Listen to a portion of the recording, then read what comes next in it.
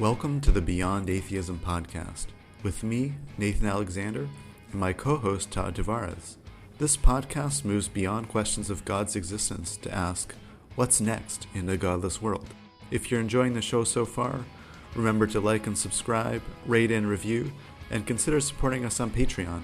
Beyond Atheism is produced and distributed by Atheist United Studios.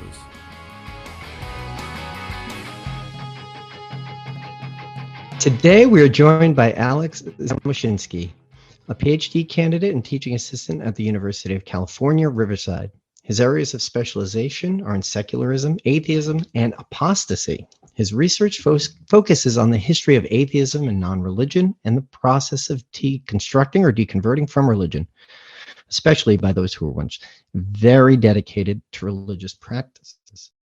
Currently, Alex is working on his dissertation, which is on the Clergy Project. He also runs the YouTube channel Religilog, which translates academic works into plain language. Alex, welcome to Beyond Atheism.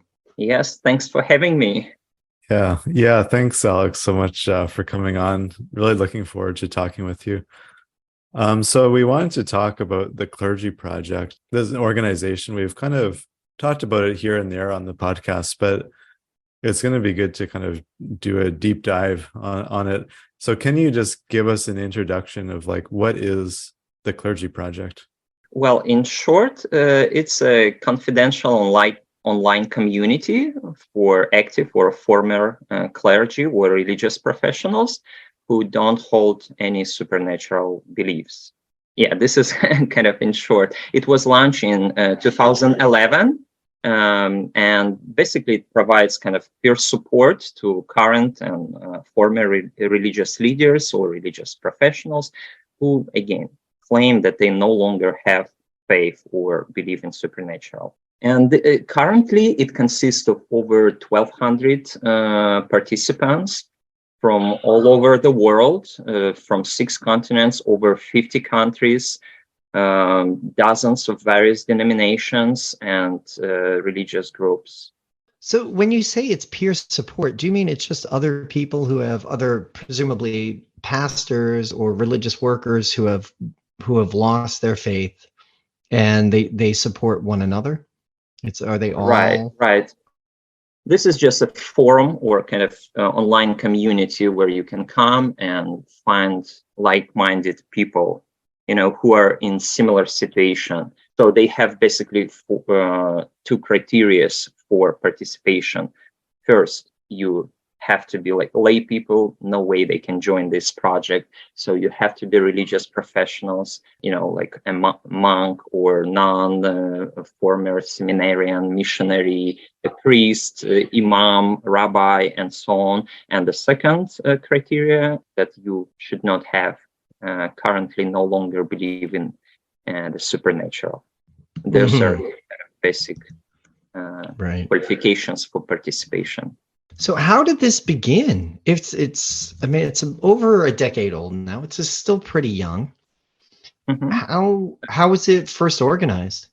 Right, the story is quite long. It's happened, I believe, in Iceland at some conference where Dan Barker, one of the co-director of Freedom from Religion Foundation, met with Richard Dawkins. Richard Dawkins heard his story when he gave a speech at this conference and then approached him, and they began kind of conversation. I believe I might be wrong, but it was maybe somewhere in 2006.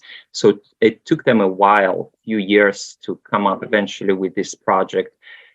So they begin this conversation of how can we help those people who are in such situation as Dan Barker, who also was a former priest or missionary.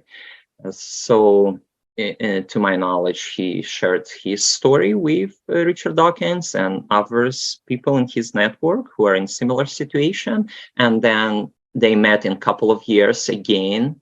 Was it in Denmark? I think Copenhagen in Denmark, where also Daniel Dennett get involved. and they had this conversation, and eventually Daniel Dennett began his pilot project with Linda Lascola. And in 2010, their paper came out in a peer-reviewed journal. I'm not sure I remember the exact name of the paper, but it has to do like clergy that could no longer believe. And so it was pilot project. They had only a couple of people to interview. And eventually their book came out, Cut in the Pulpit, where they interviewed 35 people from the US and Canada. Yeah. So obviously there's a big, I mean, this was just the tip of the iceberg sort of when they're doing these initial studies, because you said there's now 1,200 people involved, and presumably there's many other people who don't know about it or haven't joined it yet. And I guess how do people find it? I guess they Google something, or how do people find it? Yeah, right. Basically by the word of mouth, or maybe yes, internet helps, because this is one of their point. They don't proselytize. They don't actively like go and knock on your door and say, hey, we want you in our project, or we want to convert you. No, this is like, they're very clear on that. They are not trying to deconvert you from religion. If you feel comfortable with where you are with your religion, they're absolutely fine. But if you are in trouble, if you are going through these internal struggles and you don't know with whom to share it, then you are more than welcome to join this community. You give them a call, or you apply for their website, and they will schedule an interview. And normally a person who will interview will be of a similar background. If you are, let's say, from coming from Muslim background and you are imam, you'll be interviewed by a person with similar background.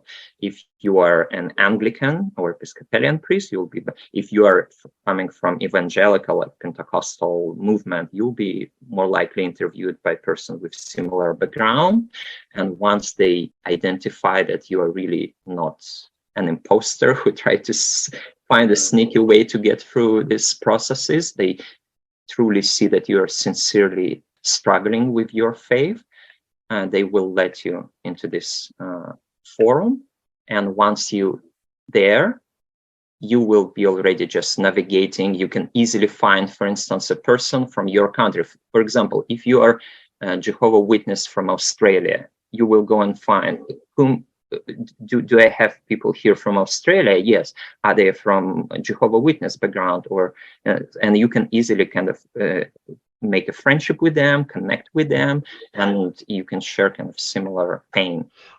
Are they anonymous inside that group, or do they know? So if you look, when you look up people from like other Australian Jehovah's Witnesses, do you find do they use their real names, or do they have handles or code names? It could be different. Most of them are anonymous, but some of them are kind of vice versa. They're very vocal about their apostasy. Those who already came out, they even, they go and attend various conferences. They share it on their social medias. They write the books. They go and give interviews. They want to be heard. And when I interview them, some of them, I ask, and they say, "Oh, of course, keep it anonymous. You can use this pseudonym or something." But others will say, "Oh, no, I want you to use my name. I want the world to know my story." So it could be very different. Depending on your situation. Now, that's something that I find really striking, because I've met people, I've heard from people, I've heard anecdotes of people who have they've come out and about losing their faith. They've come out as atheists, and it costs them their family, and it costs them, or they're worried about being recognized as an atheist because they might lose their job. Things like that. For the clergy, though, like, one of the things is that this is much bigger than losing a friend, losing a job. This is losing everything, right? This is losing, in a lot of ways, what was their calling, something that is their identity, losing all of your friends and all of your family and your job at once. So it sounds like, I mean, is this an exaggeration, or how dangerous is this for the members of the Clergy Project who want to remain anonymous? What's at risk for them? Mhm. Well, it depends on their surroundings or environment where they live, whether they are, some people, for instance, in Northern European countries, when I interviewed someone from Finland or Norway, Sweden, Germany, UK, for them, their deconversion story is very mild, and they didn't experience any serious problems. Sometimes they even come out to their community, as one pastor said, hey, I came out and I told them, I don't believe all these things, I'm an atheist. And they say, it's fine, we like you, we are atheists, so just be our minister, we don't care. So you don't experience any stigma, and it could be even like kind of vice versa. They say, oh, when you live in the country where majority of population is non-religious, then even to to get people into their church, they would say, when they try to recruit some young adults, they say, come on, like our minister, he's an atheist, so don't worry, let's go. Because you feel kind of ashamed of tell your neighbors or friends that you get involved in some ministry or religion. Yes. But since the Clergy Project was launched in the US, and the vast majority of its participants coming from the US, it's a big difference. And Todd, you are absolutely right when you notice that it could be just disaster, complete disaster and catastrophe. And we have plenty of such examples. Because just imagine, people often change their occupation, but there are probably no other profession which is so difficult to leave and that causes so much trauma as this profession, because you are right, you typically don't lose when you switch your career from one to another. You don't typically kind of lose most of your friends and most of your support system, but these people, they are like religious professionals. Often church provide them a salary, housing, health insurance, and everything. And in one day, if they come out, they can lose it immediately. And stories like this exist, and we find when it causes divorce and they lose their partner, children, and become ostracized in their community, and even have to relocate to another city because it's nearly impossible to stay in that little town where everyone knew that. So wait, just to clarify, Alex, this isn't the Clergy Project, then isn't just people who've lost faith and are trying to hide it. You're saying that some of the people in it are former clergy who came out and did lose everything. Is that correct? Right. And you can find their stories. You can go on their website. There is a section that's called Our Stories, and you can find dozens of stories, people who already came out and who share their stories openly. You can even go into a section on the website, Our Stories and blogs, I believe, and you can find many books and publications, or they have their blogs. They try to reach out, they try to share their story with the world. Is there anyone who regrets like coming out? I mean, if they have come out and lost everything, or lost many close relationships and so on, and their job, are there people who regret it or something like that? There are those who would say that I would choose another strategy, like coming out strategy. Sometimes they say, I've been too kind of driven by my kind of anger emotions, but often this wave of anger fades away with a time.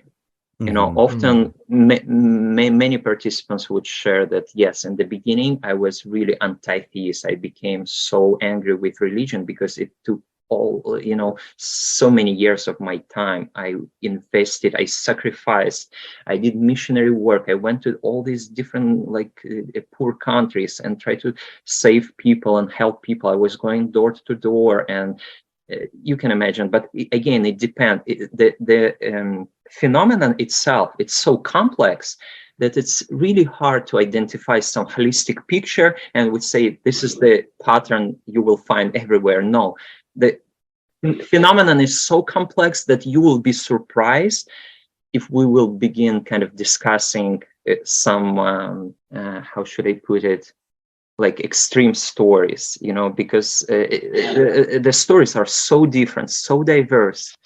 Well, give us a strange one. What's one that because I presume it sounds like you're interviewing people for your own project. Can you give us a story that you found to be incredibly surprising? First of all, yeah, I did interviewed already over 50 people from over 20 countries, some of them from Saudi Arabia, Pakistan, India, Malaysia, Lebanon, Egypt, and Croatia, Poland, all sorts of countries all over the world, in China, Thailand. But also I have an access to their stories where they share. This is what's kind of good thing that I can see them in kind of in progress and process. Some of them I interviewed 2 times, 3 times, like at this point, let's say they just struggle. They did not even reveal their disbelief to their partner. And then I reach out to them in a few months and say, okay, how's everything? What's going on? And they share, okay, this is what happened. I told my wife, and this is what happened. Okay, then I reach out to them in a couple more months or half year. And so did you find a way to come out or not? And this is a beauty that you have kind of access to this online community, what Kazanets would call ethnography, and this is one of the benefits that you have. Okay? But going back to your question about the extreme cases, there are many of them, but I feel also, since it's a work in the process, I work on this dissertation now, I feel also kind of afraid to share some thing and to claim something, and then. But one of the interesting could be maybe Rileysm. I don't know if you ever heard of such religion. They consider themselves atheists, so they already atheists, so they don't. Those are like they believe in aliens or something. Is that right? Right. There is some aliens, and it's kind of science-driven religious group. But the person who he spent many years in that cult and in that religious organization, and he eventually left this religious group, not because he lost faith, but as he put it, because I was too dedicated, because I had very strong faith. And he actually was kicked out of his congregation, even though he was one of the priests, because he was too, maybe for them, he looked too stubborn, like he wanted to follow their, rules and rituals. But to some people, he looked maybe too stubborn. So he eventually was kicked out, and only in isolation, after leaving with, being full of faith at that point, he became kind of struggling and eventually lost his faith through the similar pattern as most would do when you begin your process of deconversion. It's normally a very long process and very lonely process. You don't share it with anyone, and it will take many months, sometimes many years, for you to admit to yourself, first of all, that you're no longer a believer, and then you try to find a way to share it first, maybe with your partner, then with some close friends, and then little by little you will come out. Yeah, and that's something we've talked about a lot, and we find a lot, right? It's a very lonely process, coming out as an atheist, and I imagine it's even more difficult in this sort of situation. And it made me wonder, like, were there people who found confidants who felt the same way? Have you met anyone, or are there any stories where it's someone, a priest or a pastor or someone in the church, goes to someone else in the church and finds that they feel the same thing? Does that ever happen? I don't remember right now Normally, no, because and you'll be actually, and this is one of the maybe greatest findings of this project might be that there are probably it's just the tip of an iceberg. There are more likely so many non-religious clergy who are kind of hidden apostates, but they don't share it with anyone. When I take interviews and I ask them, are you familiar with any other? And they say no, because why would they share if they never shared it with anyone themselves? And normally the first person with whom they share their story that they lost faith would be the person who interviews them for the clergy project. And normally it will be very, very emotional conversation with even tears, with very painful stories. And right, yeah, this is because I interviewed John Camper, who was head of this interview committee. And he actually, when I interviewed him and when he was interviewed by Dan Barker, he said that, you know what, I believe that among mainstream clergy in America, I think about 25% are non-believers. Wow. Well educated, like to his, because he's Generation Baptist minister who lost faith. He was one of the founding members of the Clergy Project, and he was its vice president, and did lots of interviews. And this is his estimate. Of course, it might be absolutely inaccurate. Yeah, but no, I do. That's been a suspicion of mine, because I mean, I don't know if Nathan, if you ever felt this way, but there's a point when you're like coming to terms with your atheism where you just kind of think, look, I'm going along with it, right? I don't really believe this. I say the words I have to say. I do the things I have to do. And I just look like everybody else. And you start to think, well, everybody looks like they're just going through the motions because they also don't believe. It's everybody going through the motions. And, it's lonely. You don't have that reflection. You're not able to find out what other people really think. So, yeah, as an atheist, there was a point where I kind of felt like, oh, everybody's an atheist. Nobody can believe this. But what we've seen and what research has shown us is that, well, generally, anytime you get in the US, you take a big slice of the population, you're going to get about 20% non-believers from any population. And it would depend. It depends on location and stuff, but it's pretty stable right now. And it does seem like even with some selection bias, we know that there are atheists in church right now. So we would it's just shocking even to find that there's one pastor who's an atheist, right? Part of us says, like, okay, we can have a general population that's about 20%, 25% atheist, but selection biases will change that.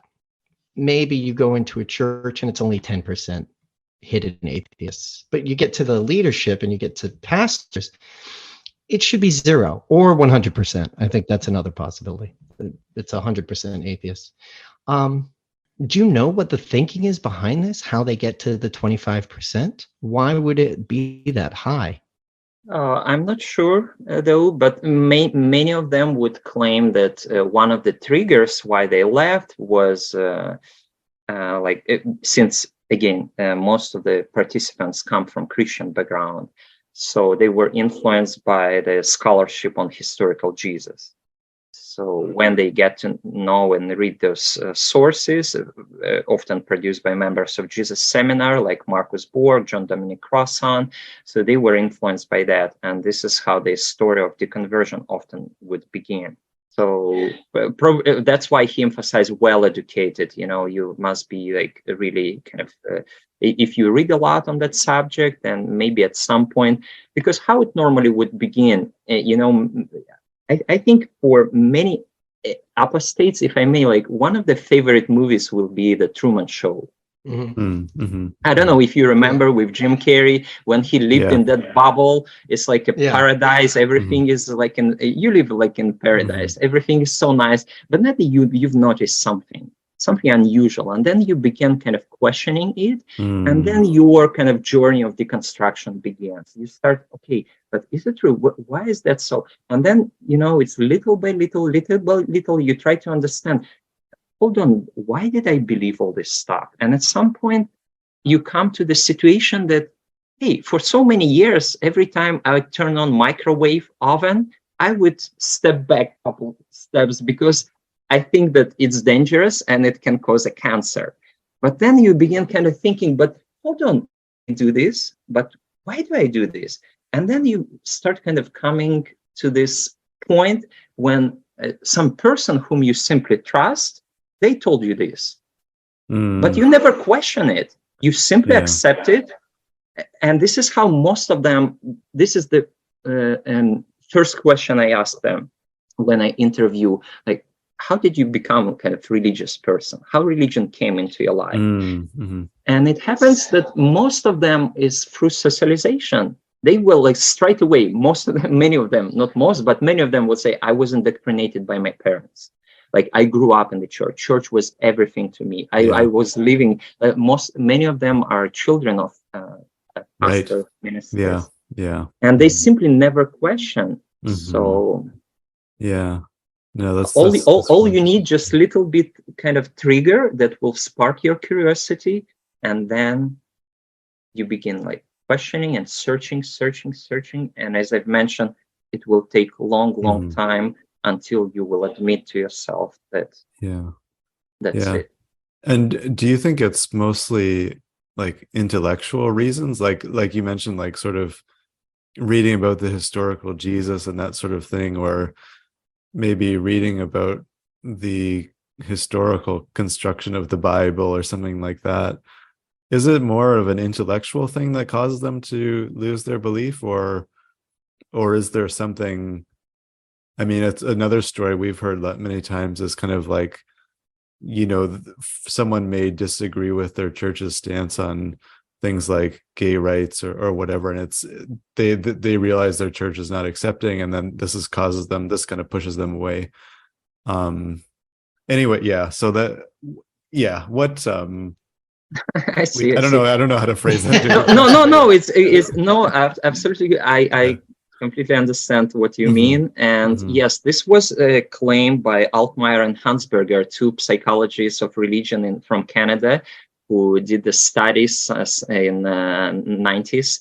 And they studied like about 5,000 students from various Canadian universities. And they come up with such conclusion that, yes, one of the main kind of trigger is their desire to search for truth. So it's completely kind of logical journey, and reason gave them no choice. They like most people who join a religion, they join it for emotional reasons, to solve some big emotional problems. But the journey from religion is always connected to logic. I wouldn't agree completely with such claim or statement, but what I see that there is no way you can avoid intellectual apostasy. There is a scholar, Armand Maus, who distinguishes between social apostasy, emotional apostasy, and intellectual apostasy. And indeed, I find stories that would say, yes, I wasn't able to accept the church's policy on gay rights. And this was what triggered my skepticism and doubt. But eventually, or you can have some scandal in your life with church leadership, or one participants would say, my brother, whom I really like, he became an atheist, and I start questioning and I try to deconvert them. So it might begin with some emotional trauma or scandal with members of the church, or something related to that, or with leadership or disagreement with, but eventually it will lead you. So it's never only based on emotion. I wasn't able to locate any single incident where a person will say, hey, I experienced this emotional trauma, or I lost my loved one, and this caused me, theodicy. It's a big deal. It can serve as a trigger. Theodicy, the idea that there is a suffering in the world and how we can connected to the existence of all-loving, all-powerful deity. But it never served as a eventual kind of bottom line kind of cause why you would become an apostate. I'm not sure if I express my thoughts right way. So eventually this emotional thing will lead you to intellectual search. And only then when you find logically because most of the people, they claim, I never dream of becoming atheist. I never wanted to become an apostate. And this is, at some point of my life, it's not even a matter of choice. It's simply a realization. At some point after these months and years of searching the truth, you simply come to realization that's it. I'm no longer a believer. And there is no way you can convince yourself to become a believer again. Yeah, that's a heck of a catch, but you can't become a believer again. Man, I'm thinking I have a few questions on the tip of my tongue, but I think the big one that jumped out at me is that sounds like a testable hypothesis, that it's always this intellectual journey. Is that what you find in your research when you talk to people? I'm afraid of giving any claims yet. As again, it's a work in the progress. And maybe if you interview me in a year or two, maybe I will completely change my mind. Those are the patterns that I see so far. That yes, it could be the trigger can be an emotional one, but eventually it will turn you into intellectual search, and only after kind of explaining to yourself logically that it doesn't make sense, because often it also has various stages. First, you will reject your own community. Let's say if you are a member of Scientology, Church of Scientology, or Jehovah Witness, or I don't know, wherever, Zoroastrian. I interviewed Zoroastrian priests,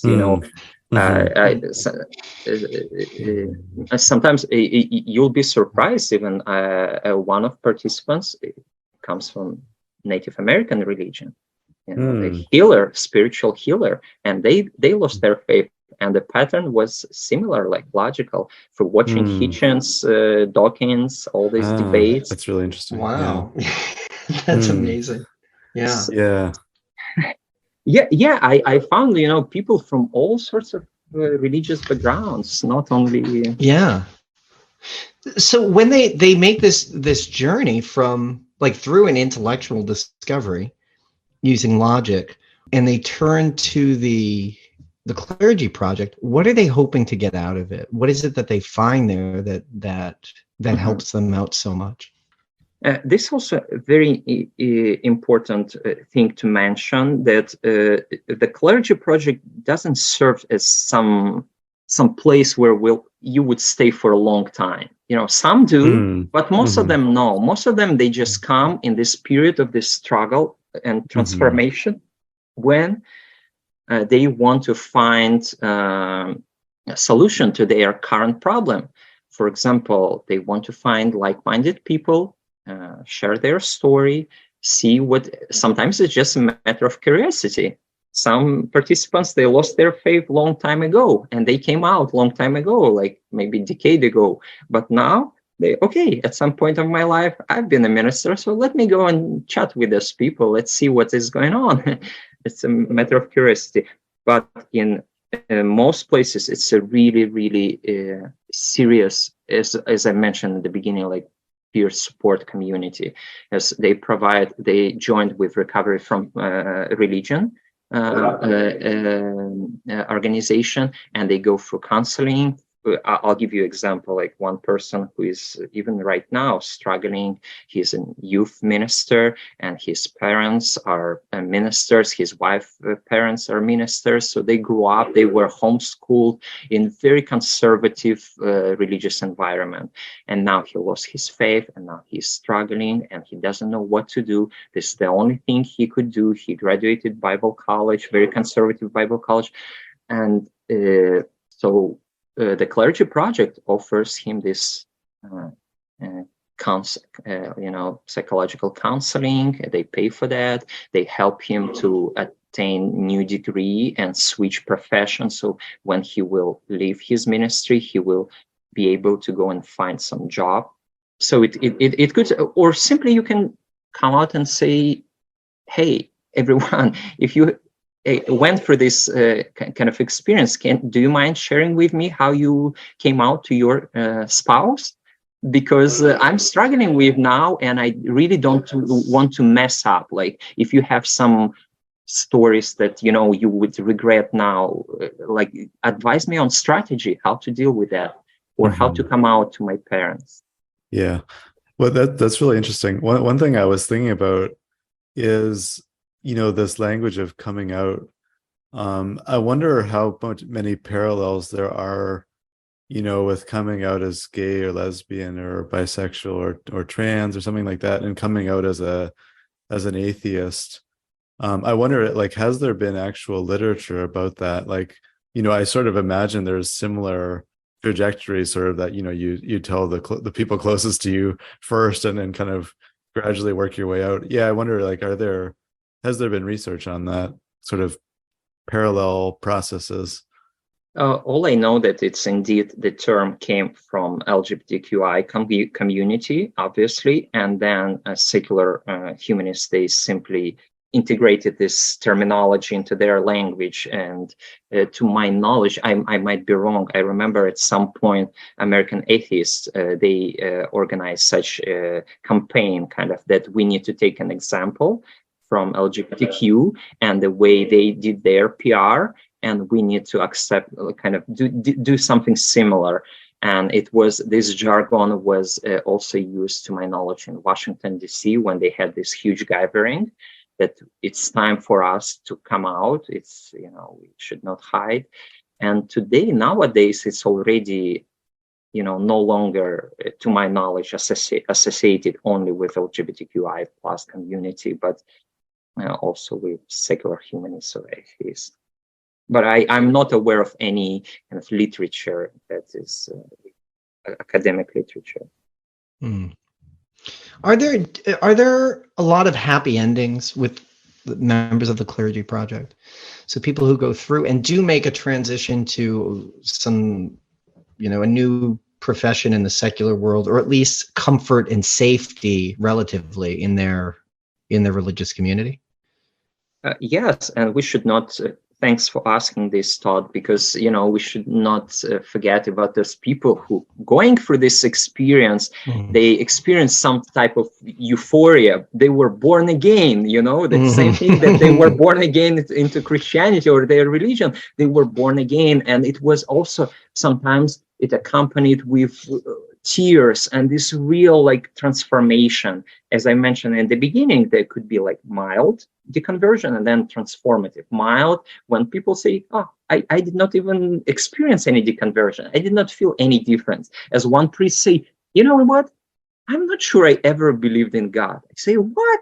You've been a priest like for over 50 years. Yeah. He's really, like, he graduated seminary, and then he worked as a priest all his life. But he comes from Orthodox community. I speak 3 more languages, so this gives me advantage of interviewing some people from I'm Ukrainian ethnically, but I was born and raised in Moldova, so I speak Romanian, I speak Ukrainian and Russian, and I interview sometimes people from former Soviet Union countries. And and their story a little bit different, from. Anyway, that Orthodox priest, he said, you know what? I just, I work. I treat church as a kind of corporation. I joined this corporation. It was good prospect for my career. So, and in Orthodox culture, you just read prayer. He never prayed, to my understanding, he never prayed directly to God. Because there are so many Orthodox prayers that you just, for this, if young adult a girl come to you, you read this prayer. If a pregnant lady come to you, if old male come to you, you read this prayer for every incident. So, but it worked out well for him, I think was the outcome. Yeah. Yes. Some stories are indeed like everything is. There are stories where they end up quite well and they were accepted by their family members and relatives. And some would say even, you know what? I don't come out, but for other reasons, like because I also kind of divide them for emotional, social, material. And some would say, you know what? If I would come out, like my parents will say, oh, hallelujah, like praise God that you came out, because they're atheists and they don't want their son to be a priest. You know, Wow. So you say, if I would come out, my friends and relatives would maybe be happy with that. So it sounds like it covers a lot of terrain. It's pretty broad, and the thing that we know they all have in common is that they've lost their faith. They've become atheists, and that if you are in that situation, listeners are in that situation, there are resources now. There are people you can meet. Alex, we'd like to move on to the lightning round called Can a True Atheist? Usually Can a True Atheists. Well, I think we're changing it for you today. Can a True Clergy Project Member? Mm-hmm. There's no wrong answer. It's just a yes or no question. You can give an explanation for as long as you like. And they're pretty simple questions. Nathan, do you want to start? Okay. Can a true clergy project member believe in God?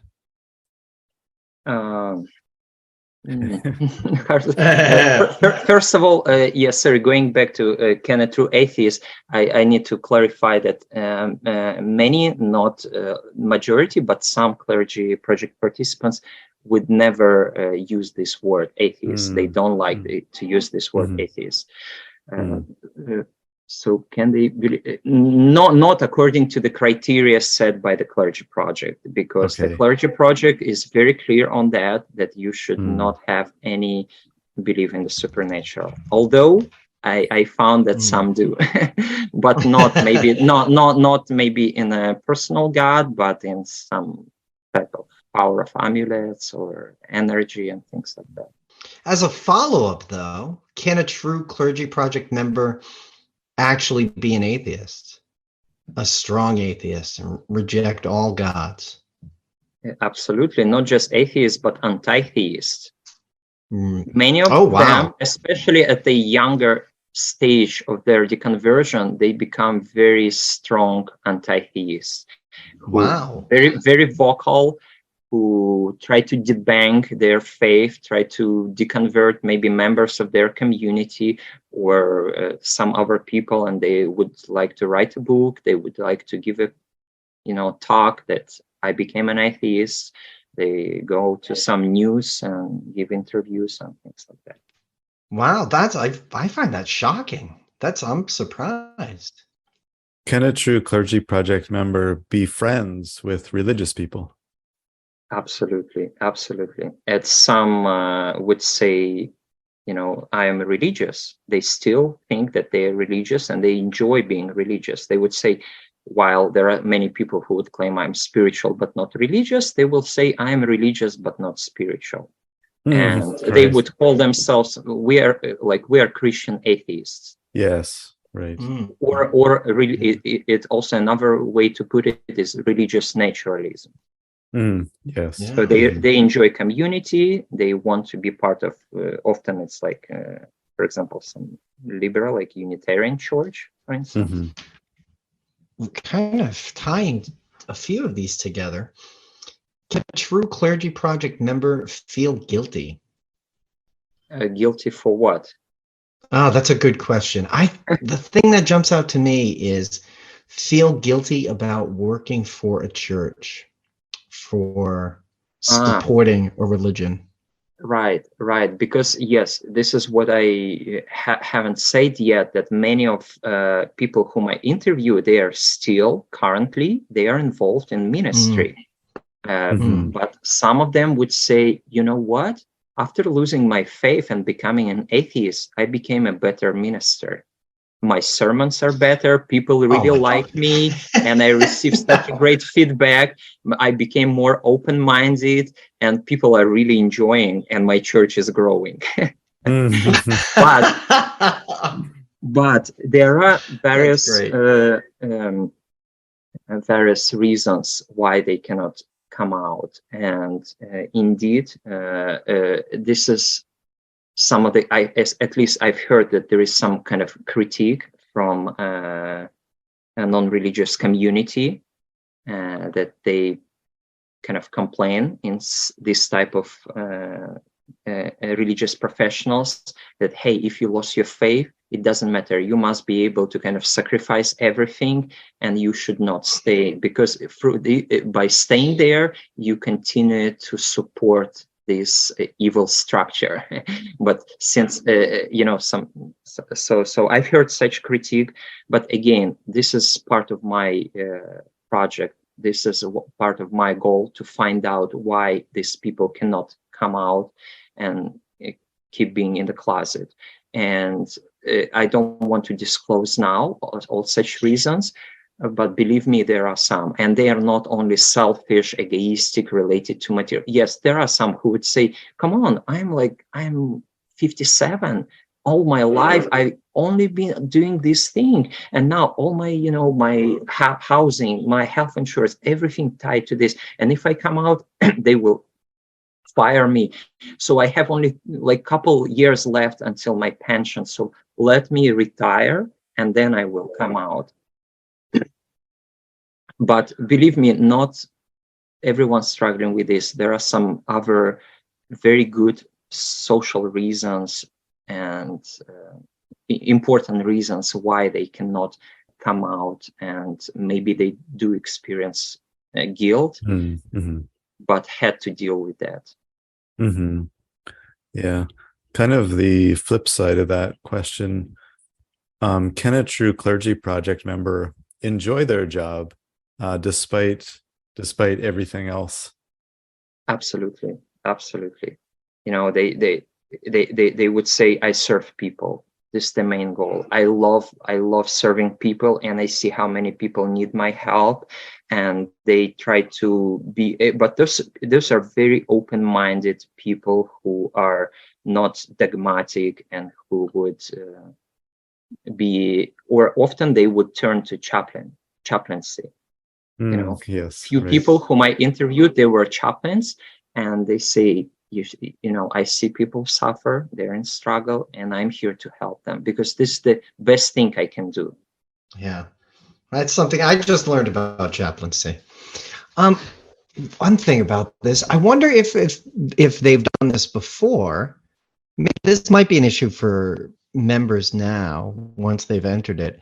Can a True Clergy Project member just go through the motions, muddle through it, and pretend everything is fine, and just pretend to believe? Is that possible?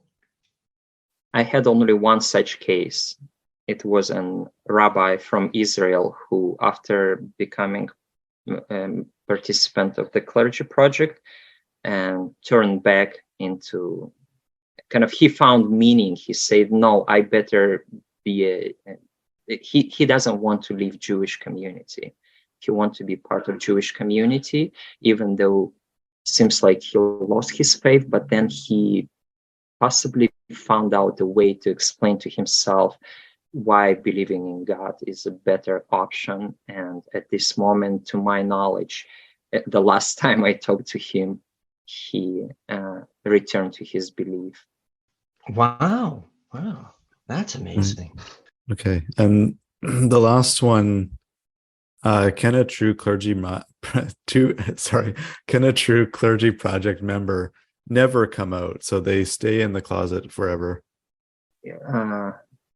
I'm not sure what I've heard, because one of the main reason I will disclose only one reason, because I still want to kind of just spark curiosity, and I also don't want to mess up, because in the future I will hopefully publish some stuff on that. So I will come up with one reason why people might not come out. It has to do with parents. When I ask them, and they have a Facebook, a private community group where a bit over 200 participants there. And sometimes I can ask them a kind of very specific question and get answer of some participants. Of course, it's not methodologically speaking, it's not a good kind of representation, maybe, and it could be inaccurate. But still, most of them would say I gave them an option, like to whom it was the most hardest thing to come out, and I gave a couple options, like their spouse, their children, their co-workers, community members, neighbors, and parents, and a couple other options, and most of them chose parents. So some of them will directly say, there is no way I would come out until my parents are alive, because I don't want to break their heart, because they were the reason. I know how important religion is to them, and they will not understand me. So, and that's why until my parents are alive, I will keep it silent. Wow, that's powerful. Well, with that, Alex, I think we've reached the end. This has been very enlightening. This is fantastic. Learned a lot about the project, learned about a lot about the people in the project and what their experiences are. Do you have anything you'd like to plug, or any way you'd like to, any way you'd like to invite listeners to join your project? My project, I have enough data already, so I Okay. have people, so it's fine. Maybe if some people there are in such situation that they are struggling and they've been religious professionals, they did some missionary work, or they studied, or they were like, I don't know, Bible school leader, or music minister, or they were youth minister or something like that, and they are dealing with some internal struggles about their religious identity currently. Yeah, they are welcome to go and join and check out. But I'm not in this position to promote the Clergy Project. I approach it as a researcher, and I'm not. I don't have any interest in them. I have enough data. I have over 1,000 people whom I can study. Right. Yeah. Well, we'll have links below to the Clergy Project. Anything you'd like to plug? Oh, sorry. I was just going to say, Alex, do you want to mention your YouTube channel as well? Yeah, maybe quickly. Just I have a YouTube channel in Russian language. It has over 22,000 subscribers and over 1.2 million views, where I share kind of religion and non-religion, academic study of religion and non-religion in kind of plain language. So many people from former Soviet Union countries are watching this, and many academic scholars as well. And I decided recently to start something similar in English language, despite having my, by the way, I hope your listeners will forgive me for my accent. I mentioned already that I'm ethnically Ukrainian, but I speak Russian, and I was born and raised in Moldova. So for a long time, I was hesitant to begin my similar channel in English, but like about half a year ago, I began. It's called Religiolog.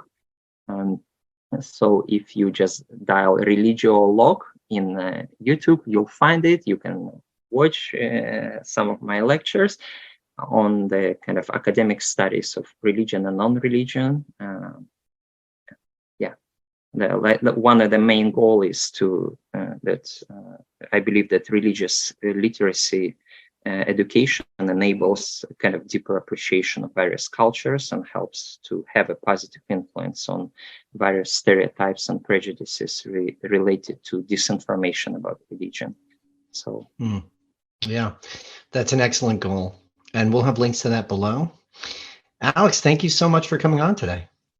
My pleasure. My pleasure. Yeah. Thanks for having me. Thanks for invitation. Okay, that was Alexandr Zamușinski. Really fascinating chatting with him about the Clergy Project. Oh, yeah. So what did you take away from that, Todd? I mean, I love hearing about it's our show. We get to pick what we talk about. So it's all things that we love, surprise, surprise. But one thing that surprised me is I didn't know it was totally peer done. I don't know who I thought ran it. Right. But this idea of like, well, okay, I'm an atheist in this position. Who are the other atheists in this position? Who else is going through this? How can we help each other? This like principle of self-organization, which by necessity for people going through deconversion it's a really, really positive thing. So I love hearing about that. anticipate the sort of scope of it. I kind of, I kind of figured, all right, maybe a couple hundred people, maybe in America and the UK, a couple in Australia, something like that. But I had no idea that it was global. Did you have any notion of that, or? No, that was surprising to me too. And I was thinking like, and also that it's not just a Christian phenomenon, like any religious kind of tradition, even sort of spiritual traditions have this sort of thing, or like have people seeking out this, the Clergy Project, which was definitely a surprise to me. Yeah. But it's super good to see. And they can tailor it for that. So for people who are going through this, if that is you, and I don't know how many horror stories you've heard about this. I've talked to a few people who train to be ministers. People who leave a religion and get shunned by their family, like it's all, we've all either been there, we know someone who's been through it, we've heard those stories. This is a little rarer, but it's really like you see how catastrophic it is. It's kind of built in. Yeah, and I knew people. Mm-hmm. I've met a couple people. I'm pretty close with people who had their family like literally turn against them, and like in terms of physical altercations. Yeah, it's a horrible thing to have to go through. So there are people out there who've experienced it and can help each other out, and that's great. It's great to know that there's that resource there. Yeah, definitely. One thing I was surprised about, we didn't really get into it too much, but he kind of touched on it a little bit at the start. Just that the sort of vetting process to get into the Clergy Project, right? Yeah, because there are kind of like nefarious actors who might try to get in there for whatever reason. Right? I mean, it's pretty. I mean, it makes a lot of sense when you think about it, that you need to have that process, but it was surprising to me, I think, to make sure people are not outed or put at risk because of it. Yeah, totally right. And that could happen. People would be very interested in knowing who among them are atheists. Yes, and this we've mentioned this before. Like if you were in an atheist group and you found out someone was religious, it would just be like, oh, okay, whatever. Right. Yes. Okay. Just don't proselytize. Don't do this. And also there'd be this sort of expectation, like, don't expect me to not talk shit about religion. That's going to happen, right? But otherwise, you don't really care. It's not crisis. It doesn't personally affect you. But we've seen again and again like how fragile the other side is, and that we know, right? Like they're wary of it. They're on the lookout, and that like we have to know. We know as a fact, statistically speaking, there are atheists in church. There are atheists at the head of a church. That's amazing. When like there's a possibility when you go to church on Sunday, the person leading the homily and the mass or whatever it is, or the congregation is an atheist, does not believe in God or Jesus or any of that. That's kind of, that can undermine your faith, right? That can pose a real institutional problem. Yeah, I think that's a good point. Yeah.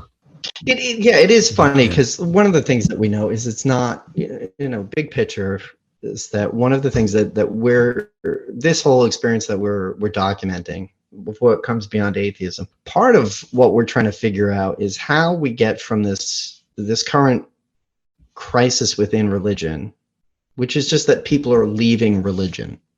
That's really what it is. People are leaving religion. How does this convert into a larger, broader social change? And this is part of what we're outlining, how people are doing it, what the social ramifications are, what this world looks like. One thing we haven't conceptualized at all, even like as a possibility, is that churches are just going to leave religion. And if you look at part of what the Clergy Project is saying is that yes, like church leadership can abandon faith. And there are members, not in the US, but in other countries where they're able to come out in like a more secular society where they say, you know what, I don't really believe this. But I'm willing to stay on and lead you because to attend to your interests, your community needs, and to provide some solace when it's necessary. Yeah. There's in Canada, there's one famous priest named Greta Vosper who was with the United Church, and she did that, basically came out as an atheist, but she still is, as far as I know, the priest at this church. And I tried to contact her to have her as a guest, but I wasn't. There was a problem with her contact form, but anyway, it doesn't matter. But it does if she's listening. Yes, well, yes, Greta, if you're listening, get in touch with us. But yeah, what do you think about that? Sort of churches just, if they just sort of all their beliefs just sort of switch to atheist, but they remain as a church. I guess that sort of they wind up something like Unitarians or like the secular Jewish humanists or whatever. Right. Yeah. Do you think that's like a viable step or whatever? Well, it was. I found it was interesting that Alex touched on it and said that it became more like chaplain. Chaplaincy, is that the word? I don't know. I just learned about chaplains a couple weeks ago. So like that, it could become kind of like that. And that's an interesting thing since we see the rise of secular humanist chaplains. So like this is kind of what it looks like when religion goes humanist, right? Is that sort of chaplaincy. Yeah.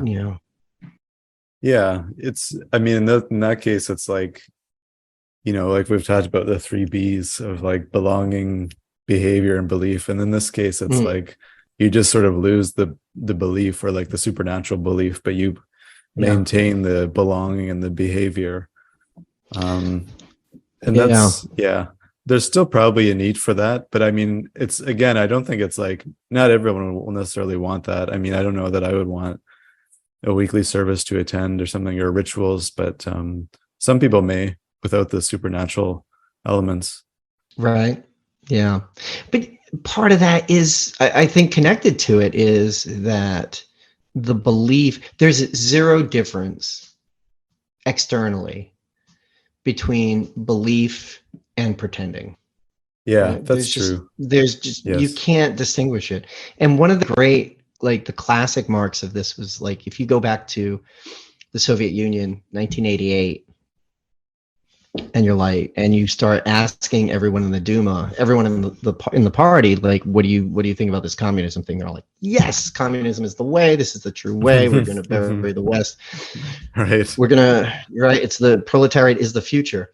And then in 1990, you pull those same people in 1991, 92, they'd all be saying the same thing. Like, that was foolish. I never believed in it. It's because we had, you don't understand what we came up with. We had to believe. We had to act as if we believed all the time.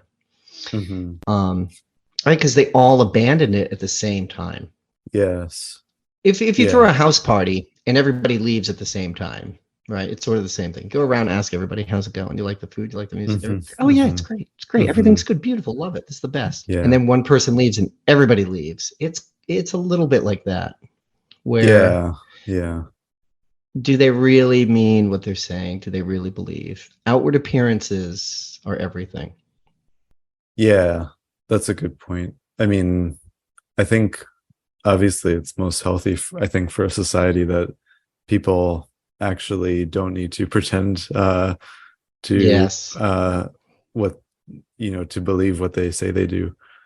But yeah, I mean, I guess it's right. Like, there's not, from the outside, there's no difference, like from someone just pretending, or there's little difference. Maybe there's some, they're not as enthusiastic as they might be or something, but maybe then they could go more so to overcompensate or something. So yes, exactly. And we see that a lot in the US as well with the move towards fundamentalism, because that's how you compensate for that, because you have to make commitments that really mean something.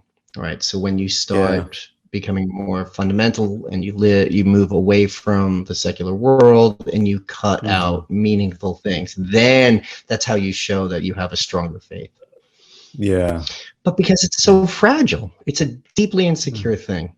That's why, like, and this is, this comes up in other places. Faith is a very insecure, fragile way of living. So. Mm-hmm. Yeah. Yeah. No, I think that's right. And also it's like, yeah, it's a weird situation of like, you may also be doubting and then you're trying to compensate, and your neighbors or whatever are also having the same things, but they don't want to be seen as like the one who's doubting. And so it's this big confidence game or whatever. And it's an interesting phenomenon. Yeah. But I think it's like once and then the next thing you know, you're shooting a case of Bud Light because it has a pride flag on it. These are the ways these things usually go.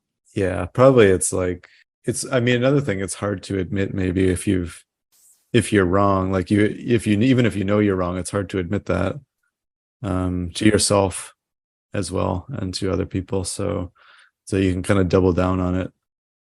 And I mean, to bring that full circle is that, like, when you are locked into these like really, really serious commitments, that option kind of goes away, right? And that's what the Clergy Project does. It's like when you are like, you know what, I'm in too deep. I'm in too deep, man. I need it. That's where you got to turn. Yeah, exactly. Yeah. So look forward to when Alex has finished and published all of his research. It's a really important aspect of the secularization process. And we know Alex has a lot more to say. He was a bit of a tease, holding back. Yeah, he's got some good stuff that that's not ready for prime time. Yes, that's the thing. Yes, you got to be careful in academia. Yeah, you don't want to lose that scoop. Exactly. But for him, But for him, it's a great project, and we definitely look forward to hearing more about it and seeing how it grows and sustains itself. And like a few other of those sort of like peer initiated ones, it sounds like it's meant to just kind of have some turnover, very natural turnover, right? We talked about this with recovery from religion. We talked to a few other groups that have similar experiences where you go in and it's sort of designed where you graduate from it at some point. Right, exactly. Come out a bit stronger. And that's right.